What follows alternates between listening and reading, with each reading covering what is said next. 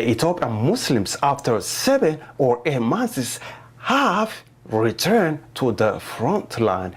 The Ethiopian Muslims believe in non-violent struggle.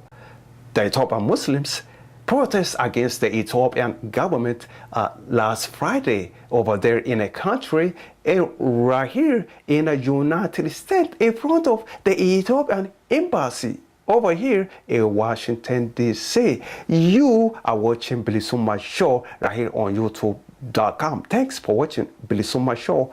Enjoy your life. Enjoy your freedom. You take care.